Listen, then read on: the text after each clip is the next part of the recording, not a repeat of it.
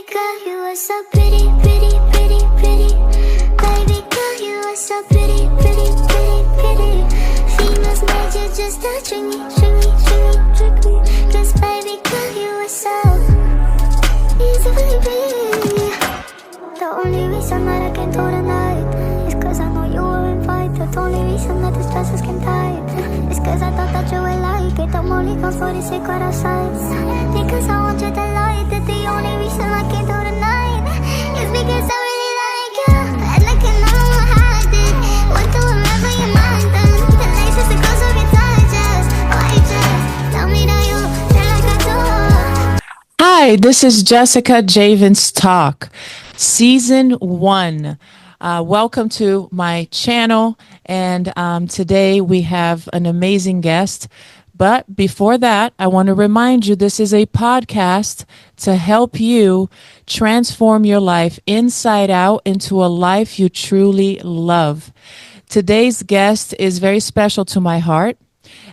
This person was able to change his life and completely mix it up from one thing to a completely different life, which is the life that he today truly loves. And we're going to find out more. I can't wait for you to meet him. He is my only true brother, Jason Javens. Welcome, Jason. Hello, hello, hello. Thank you so much, Jessica, for having me on your podcast. This is it's exciting. I can't wait to chat. Yes, thank you so much for. I know you're busy, and I know it's a Sunday, but we're at it. So I'm happy we made this work. I want the people to get to know you a little bit. So before we dive in deep, share a little bit about you. Well, the story is long. I'm going on 50 this year, right? But let's give it to you in a nutshell. So basically, I'm a former banker, right? I worked for 18 years in banking in Florida.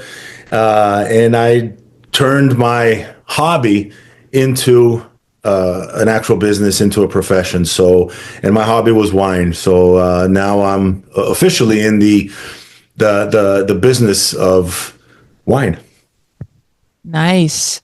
So, did you have to do any study on this? Like, what was entitled for you? What do you have to do to get to this point?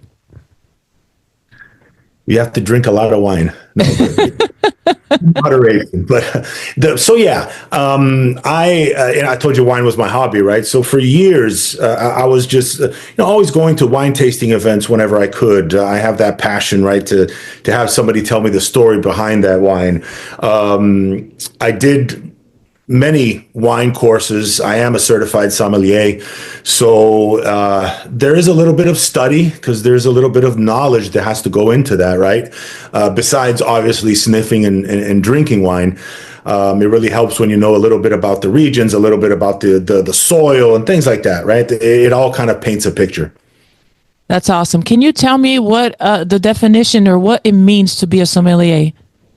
So technically, if you're saying sommelier, it's somebody who not only knows about wine, but is also into serving wine. That's why at a restaurant, you say, you call the sommelier, or we call it somm for short, because that's the expert in wine. And he's also, or he or she, are also going to serve the wine. So there's that whole little etiquette and little practice about how to serve the wine, right? So that's a true sommelier. I always felt uncomfortable of calling myself a sommelier, even though I am certified for that, because I never had that service, right? I was never in the wine serving business. To me, it was always just a hobby. I did all the courses and everything just for my own personal amusement and knowledge, right? But now, going on to this next part of my life, which is opening our wine bar in Fort Lauderdale, I get to officially call myself or at least be more comfortable calling myself a sommelier. That's awesome. So tell me a little bit about how this happened, because I know you were in banking for a very long time. You were very successful at it. You grew very much so to an executive position. But at the same time, on your free time and so forth, what you truly enjoyed doing and talking about was wine. And those were one of our best conversations. I learned so much from you. How did that transition happen for you to now have a huge following following, opening a bar, and living something that you probably didn't expect, and now you're living, kind of your dream. Yeah. Yeah, well, it's kind of an interesting story, right? Because as you said, I mean, anybody that works in banking knows you work a lot. The pressure is humongous, but I always found time to kind of follow my passion, right? So as I grew into the wine world, I says, well, why not do wine tastings myself instead of only attending them, but actually doing them. So I started doing that on the side as a gig, but as really mostly for fun. So start doing wine classes, especially for beginners, introducing different styles of wine and explaining it and all that stuff, right? So I started doing that on the side, and a group of three clients of mine who were partners. They were my clients for a few years in banking. We got closer, and we're always chatting and sometimes hanging out and things like that. And the idea, I actually did one of these wine tasting events for some of their clients, and it kind of worked out. They all really liked it, and we started talking more about the possibility of maybe doing wine tasting events at another business that they own, which is a club in Fort Lauderdale. And quickly the idea kind of matured into, well, let's just open a wine bar. So I do not come from hospitality. They do. They own other businesses within that realm, right? So I'm coming in with the wine knowledge, and they're coming in with the business or the hospitality business knowledge, right? And it's something that I'm definitely going to be on the road to learning more of. What I love about this story is when you say it, there's a couple of things actually, but I'll start with one. What I love is that just the fact that you had a clear vision and understanding that this is your passion, you started to act in direction to that dream. You didn't know how, you didn't know exactly, but you knew that this was your passion. That was clear. And that's how you started. You started talking about it. You started just doing some wine, what's the name? Tastings, yeah. And then that took to the next step, and then to the next step, and now look at this. It's a huge accomplishment, and congratulations for this. I can't wait for the inauguration day.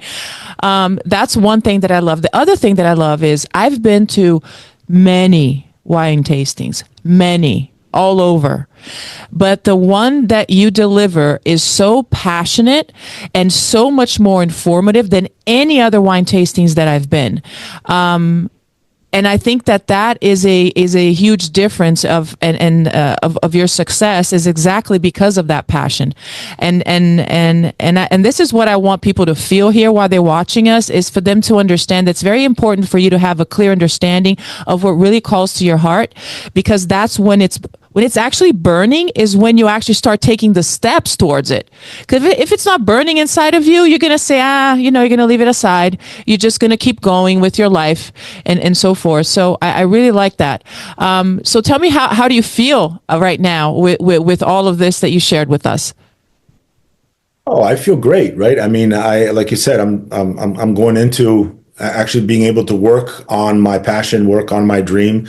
And, the cliche saying is, right, work with what you love and you'll never work a day in your life. Yeah. Although it is hard work, but it's done at a different manner, So when I started actually, because in social media years and years ago, I would always post maybe a bottle of wine or what I'm eating and my travels, and it was my personal account. But 2018 is when I started my wine account. Wine Seeker, and that's really when the road started, and that's when things opened up, because my following started growing. I started doing a lot of collaborations with wineries and things like that. So you start getting the name out, and then from there jumping into doing these wine presentations and things like that, and wine tasting events. Everything went very organically. Although in the back of my mind, I always had the dream of maybe owning a wine bar or maybe a wine shop or something where I could interact with people and say, listen, this is something that really excites me. But you don't know how, right? Because you're like, okay, maybe I don't have the money to invest, or how am I going to start? I don't have the experience.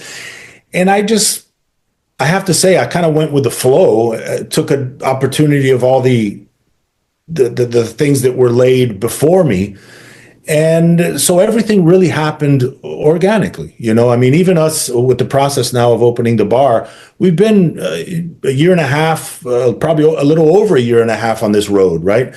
Waiting for this and waiting for that, and then the owners of the property, and then the city and the county and all this stuff. So there's an anxiety building there.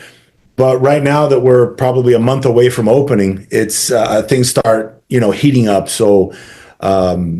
And when I say anxiety, obviously it's the good anxiety, right? That anticipation and that desire to just start running.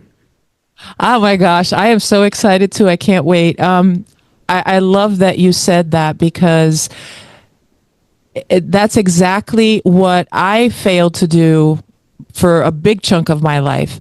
I needed to know the how before I acted. I needed to plan everything before I acted. I had to have everything, all the whole blueprint all done, or else I wouldn't start. And that created procrastination. That created, me settling, me being where I am and not start the movement. So once you actually start, although you don't know, that's where my life started to change too. And I can relate to you completely, because that's what you did. And that's what I want to inspire people to do. Yeah. It's something that really worked in my favor is, being in banking, being in the retail banking side and all of that, the number one thing that you do is networking, right? So I was always out. So I was a firm believer of not only getting to know people, but introducing people and surrounding myself. Sounds selfish, but it's not, because you're also giving, but surrounding myself with people that could benefit me as well, as much as I could benefit them. So within this is when you see your ideas starting to progress, but people maybe sharing a little bit about of their experience with you, or introducing you to somebody that opens another door. So networking I'm a firm believer of it. I invested a lot of time in networking, and practically all these 18 years that I was in banking, I was always networking, and I heard a bank exec say one time that if you want to be successful in business development and networking and things like that, is never have lunch alone. So I always kept that in mind, and I always tried to, if I have a 5-day week, I always try to maybe 2 or 3 lunches a week, have it with a client or with a partner or with a collaborator or something like that, to kind of sit down where you're not exactly in a business moment, but you get to exchange some ideas. So I grew a lot with that, and like to think that also helped some other people achieve what they were looking for. That right there is so important for growth in every aspect, really, because you not only you have the business part, but you're learning, you're getting little gems, little breadcrumbs from each one of the people that you connect, and you're opening doors that you don't even know or imagine. You're just making that opportunity. And I had to adjust to that thinking, because you have to get out of your comfortable zone. You have to be able to make time. You have to put out yourself, and when you're connecting with those people, giving your best, and having that that you have to be in that vibration, like you said, of giving, so you can also receive. And that is what starts creating opportunities, so you can connect to the right people that have that same vision or mindset, or even higher, that's going to bring you up, and I was many times in my life like, oh no, I have to talk to strangers. Oh no, I have to, get out of here, or I have to drive. I have to take time out of my schedule to do this. And many times, certain events that I've been to, I didn't really have significant connections. So that very easily take you back to that paradigm. Oh, I'm just wasting my time. I didn't have to come here and do this and this and that. Consistency. Tell me about that. That's true. Absolutely. Consistency, because again, another piece of bumper sticker wisdom. It's not who you are, it's who you know, right? So it's getting to know people, because they're the ones that are going to help you grow, just like you're helping other people grow, right? And I remember when I started networking, you're acting outside of your comfort zone. You're out there, you're meeting strangers, people that you've never seen before in your life. What do you do? And networking is an art. It's not just being in a room full of people. And one of the things that. that's always my pet peeve is when I'd be in a networking event and somebody just let's say a realtor, for example, right? Any business, they come up to me and say, "Hi, I'm so and so. Here's my card. If I can help you with anything or anything that anybody else needs with real estate, please call me." And I say, "Okay, thank you," and put their card away. But when you stop and think of it, like, I don't know why. Do you know if my wife is a realtor, if my sister's a realtor, if my best friend is a realtor? And I'm never going to give you any business because I don't know you. Right. No connection. I had my business cards in my pocket because at the end of a conversation, I'd give it to people. But I was in networking. I never spoke of business in networking, ever. It's about me. It's about creating a connection with, not it's about me, but it's about creating a connection with me. So what do you like? What do you do? What brought you to Florida? And this and that. It's chit chat. You're getting to know somebody. Then you're setting up maybe a lunch or a coffee at Starbucks or something like that. And then you can sit down and say, okay, give me your elevator speech. So what are you all about? What are you trying to accomplish? Yeah, this is what I'm trying to accomplish. And not looking, the biggest mistake in networking is looking for that immediate sale. Oh, I got to leave with a sale in my back pocket. Otherwise, I wasted time. Nope. You got to leave knowing at least one more person or having at least set up one more follow-up with with a person, right? And building the relationships. Because you're not going to give me business if you don't like me or don't know me. You're not.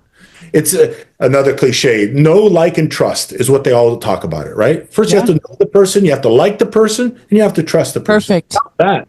I would get home from these networking events, flip through my cards, and throw them all in the trash. I always throw them away too. I only save the one that I connected to. I had stacks of business cards, but I had a separate little stack with a rubber band around it of these are my golden people. These are the people that are really gonna do something. So, man, you said so many important things that everybody needs to know. So for the ones that are not there yet, right, that haven't gotten that point, how can they start? What would you recommend? I would say maybe go to a smaller event, something that's not so big. You walk into a room with 100 people and you're overwhelmed. Yeah. All of a sudden you're in the corner eating a little cracker, right, and sipping on something. That was me for years. Yeah, you're just overwhelmed. No, go to a smaller group and go with somebody. If you have a friend, if you have a business partner, an acquaintance or something like that, say, hey, look, there's an event. You want to come with me? And then both of you kind of build courage off of each other. Maybe if the other person is more outgoing than you are, even better. But then you say, okay, we're not going to talk, but at least I have, okay, you go to that side, I go to this side. I don't know, make a little plan. And you know that you're not alone in that. You have somebody else with you that's, and we'll meet up in 20 minutes and we meet up. How you doing? Oh, I met this, I met that. Let me introduce you to the person I just met. So now, right, so I'm talking obviously about a cold room, somewhere where you don't know anybody, Right. If you walk into a networking event, even a larger, these chambers of commerce for the city and some of these larger events, and a person or two, gravitate to those people, go talk to them and hey, how you doing, this and that. And it's easier in the circle to go, oh, by the way, I'm Jessica or I'm Jason and this and that. And you're introducing yourself and they're helping you kind of get a little warm, feel a little more comfortable. What would you say is a good icebreaker question to start the conversation? Ooh, that's a tough one. I mean, most conversations start with small talk. And I've had obviously thousands of those conversations. Just talking about, wow, what a beautiful place they chose for the networking, or, oh my gosh, look at that view, or the weather today, just really cliche little small talk topics.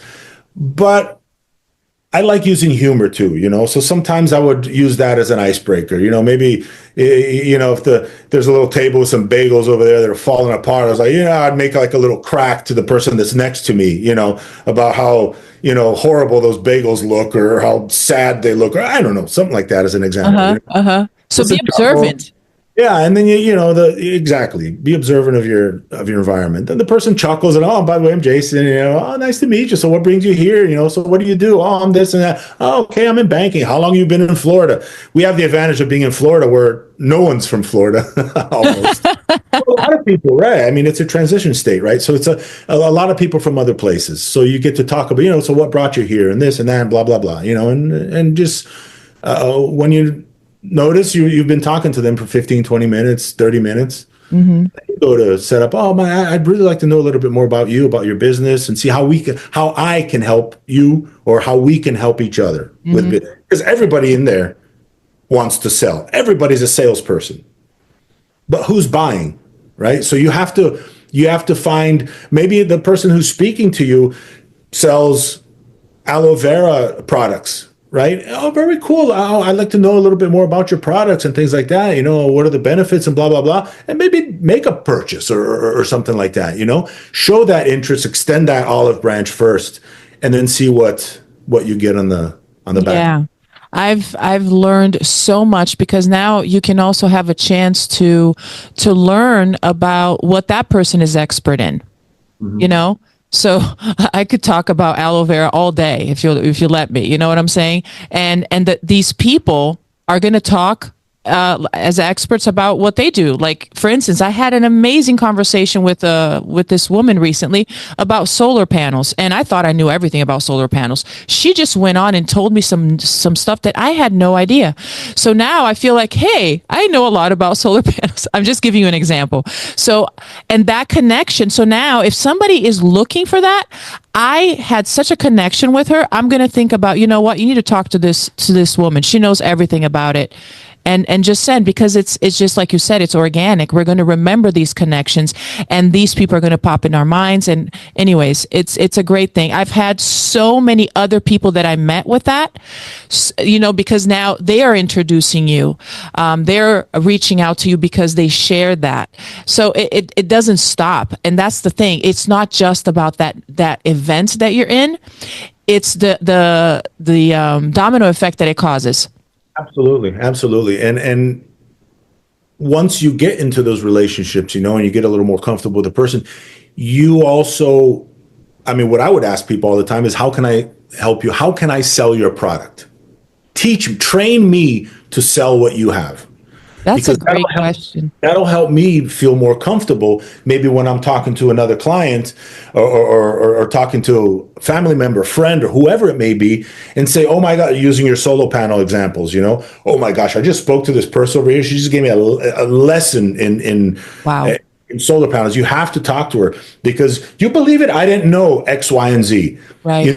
And there you go. And the person will look at you and say, oh my gosh, I want to talk to her, And when I was talking about my products, not only to the person to my networking partner, right, the person that I'm getting acquainted with, but even with my clients, I never had a sales pitch. I was a salesperson for years and years and years, but I never considered myself a salesperson. I'm going to sit down with you, and I'm going to be a free consultant to you. And this is what I'm going to do. And so this is what I can teach you today. So leave a token, in my case, the tone completely.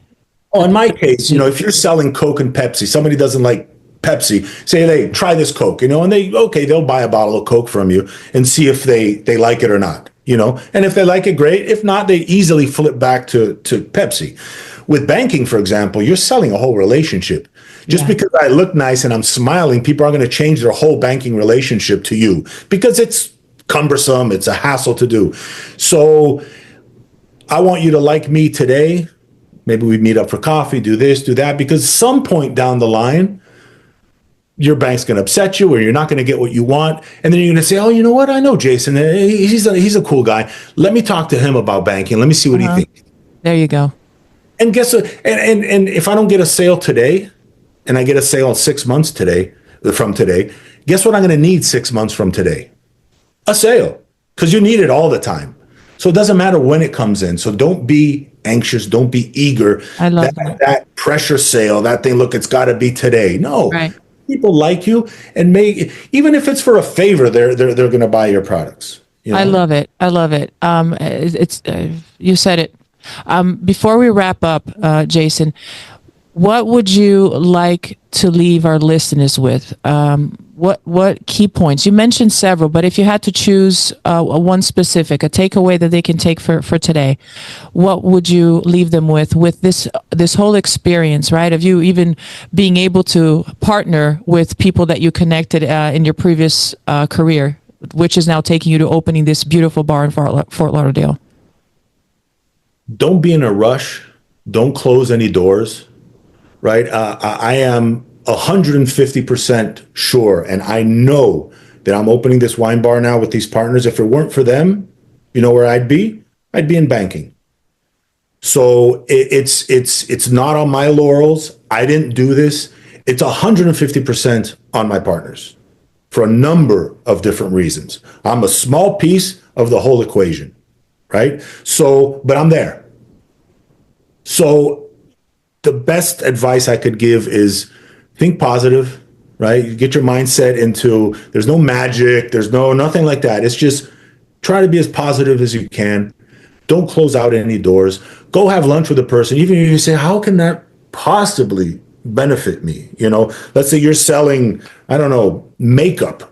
I'm not going to buy makeup from you. Okay, maybe to give to my wife or something like that, but I could care less if any of that stuff. So, but I'm going to have lunch with you. Why?